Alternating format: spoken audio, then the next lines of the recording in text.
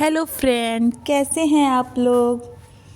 आशा करती हूँ आप लोग बहुत अच्छे होंगे और हमेशा अच्छे ही रहना। अब आप लोग सोच रहे होंगे ये क्या हो रहा है।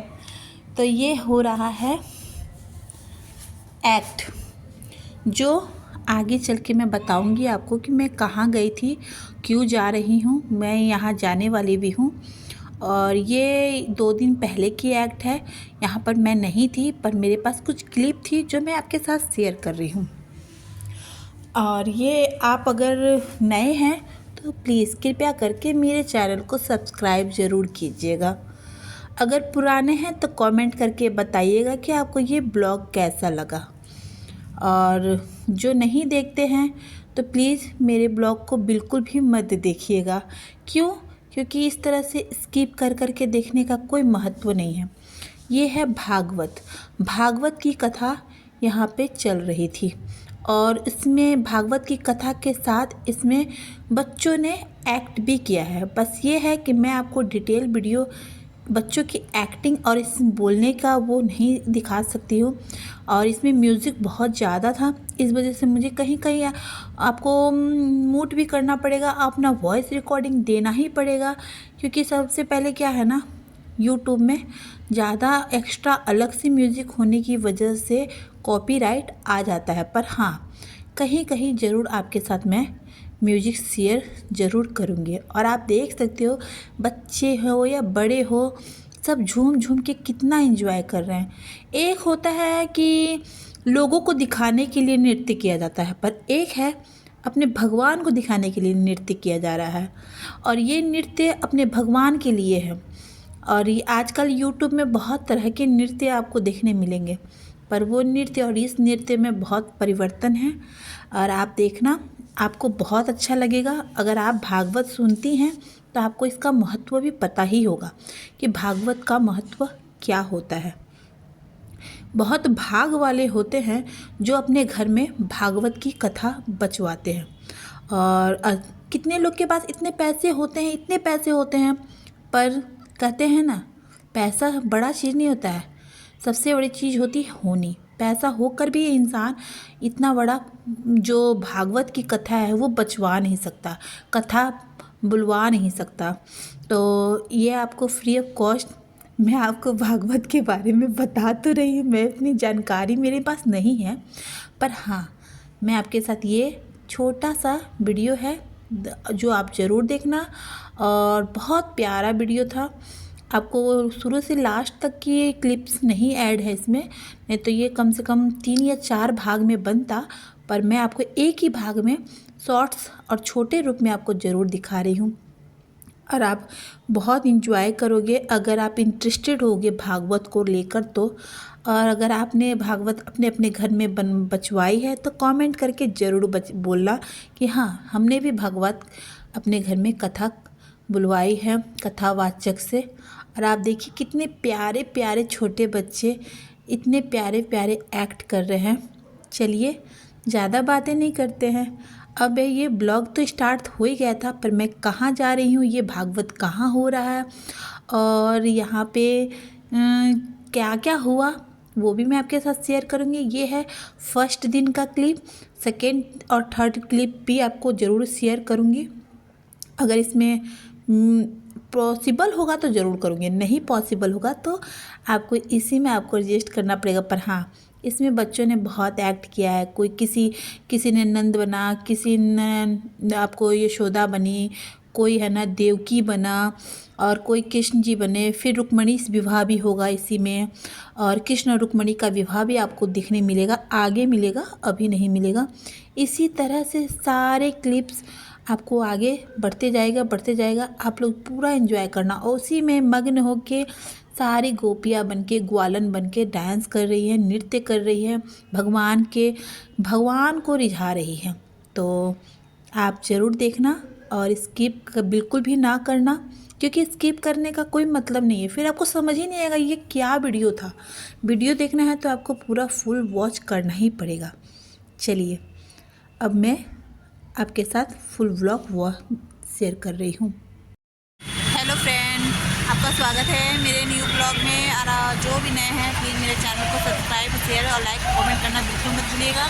और अभी मैं हूँ पेट्रोल पंप के पास और मैं कहीं जा रही हूँ कहीं, और वो भी आपको मोटरसाइकिल से जा रही हूँ। आपको 1 घंटा की जर्नी है और बने रहिएगा। मैं कहाँ जा रही हूँ आपको आगे ब्लॉग में पता चल जाएगा, और क्यों जा रही हूँ वो भी मैं बताऊँगी और आपको दिखाऊँगी वहाँ पे क्या फ़ंक्शन है। कुछ एक छोटा सा हिंट दे रही हूँ, एक फ़ंक्शन है। और बने रहिएगा, फिर मेरे पूरे ब्लॉग में बने रहिएगा। लाइक और कमेंट करना मत भूलिएगा। बाय।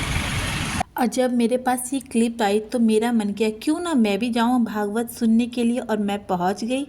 और मैं कहाँ गई हूँ वो तो मैं आपको आगे बताने वाली हूँ ये कहाँ हो रहा था। और वहाँ पर ये हो रहा है मेरी बुआ के घर। मैं रहती हूँ अपने एक छोटे से शहर बेतिया, और ये है आदापुर। आदापुर एक छोटा सा गांव है। गांव मतलब क्या ही बताऊँ, बहुत छोटा सा गांव है।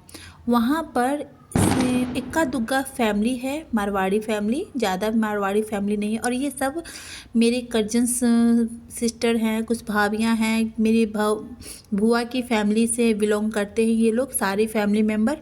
मैं अपनी बुआ के घर आई हुई थी और मैं 1 दिन के लिए आई थी। जैसे आपको बताती हूँ, दोपहर को निकली और 2-3 घंटा फंक्शन अटेंड किया और फिर घर रिटर्न हो गई, क्योंकि मेरे बच्चों की स्कूलिंग चल रही है।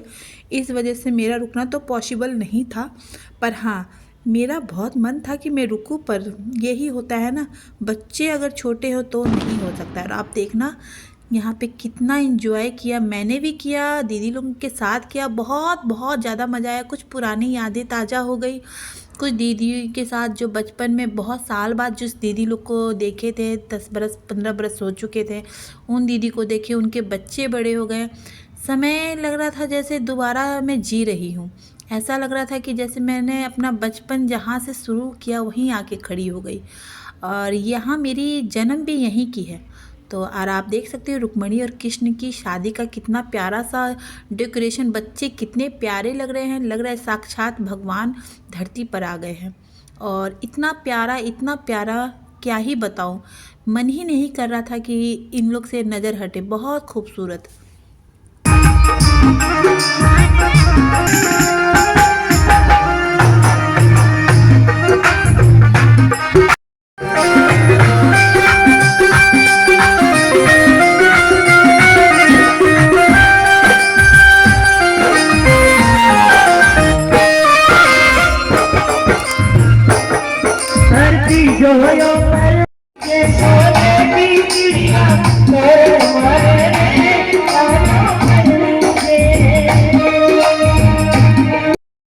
अपनी दीदी और भाभीयों के साथ मैंने बहुत ज़्यादा एंजॉय किया, डांस किया, बढ़ावा दिया।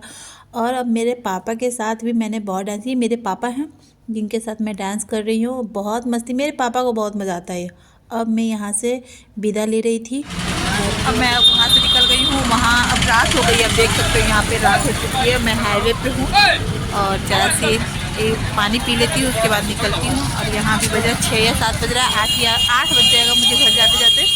और आपको मेरा ब्लॉग अच्छा लगा है तो लाइक शेयर कमेंट करना बिल्कुल मत भूलिएगा। और देखते हैं घर जाके क्या क्या काम है मेरे लिए बना हुआ। और ठंड इतनी हो रही थी कि क्या ही बताऊँ। तो एक हाईवे पे इस तरह से छोटी छोटी गुमटियाँ होती है। अगर आप लोग कभी हाईवे जाते होगे तो देखे होगे। यहाँ का खोवा वर्ल्ड फेमस है। अगर आप कभी सुगौली आओ तो, अगर सुगौली का नाम नहीं सुने हो तो कभी भी सुगौली आओ, रक्सौल के रास्ते में पड़ता है, तो ज़रूर चाय खोआ ज़रूर पीना। चाय ज़रूर पीना, यहाँ की चाय भी बहुत अच्छी होती है और खोआ भी। आप मानो चाहे नहीं मानो, कितने ही बड़े शहर में 5 स्टार होटल में खाना खा लो, 5 स्टार होटल की मिठाइयाँ खा लो, बड़े से बड़े स्वीट्स की मिठाइयाँ खा लो, पर छोटे से गांव की जो चीज़ होती है ना वो बहुत इम्पोर्टेंट होती है। इसी करते हुए बच्चों के लिए कुछ मैंने पार्सल पैक करवाया क्योंकि बहुत लेट हो गया था। और बच्चों के लिए कुछ हल्का फुल्का बनवाया, तो फिर जाके उनके लिए चाउमीन वूमीन बनाया। मुझे भी भूख लगी थी जोरों की, क्योंकि मैं वहाँ से खाकर बिल्कुल नहीं निकली थी जल्दी निकलने की वजह से। और मैं फटाफट पहले पानी पूरी खाया। मेरा तो पानी पूरी से ही पेट भर गया था। घर जाके बिल्कुल भी खाना नहीं बनाया ना खाया। बच्चों के लिए मैंने पार्सल पैक करवा लिया था। बहुत ज़्यादा टायर्ड हो गई थी, खाना बनाना पॉसिबल बिल्कुल भी नहीं था। पर हाँ, थोड़ा सी खाना मैंने बनाया था पापा जी के लिए। और इसी तरह से मैं घर आ गई हूँ फ्रेंड, और मैं आप लोग से विदा लूँगी।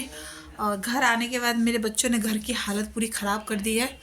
और कल फिर आऊँगी एक नए ब्लॉग के साथ। आज के लिए विदा लेती हूँ। Bye, good night, see you, सायनारा। और रात में आके मैंने क्या बनाया है वो भी मैं आपके साथ शेयर करूँगी। ये है पापड़ मंगूड़ी की सब्ज़ी जो झटपट बनती है। अगर आपने बनाई होगी तो आपको पता ही होगा, बहुत जल्दी बनने वाली सब्ज़ी होती है ये। कमेंट करोगे, मैं इसकी रेसिपी शेयर करूँगी। अगर आपके पास टाइम नहीं हो तो आप बहुत जल्दी बनाओगे। और ये थी मेरी पापा जी की थाली, जो एकदम सिंपल रोटी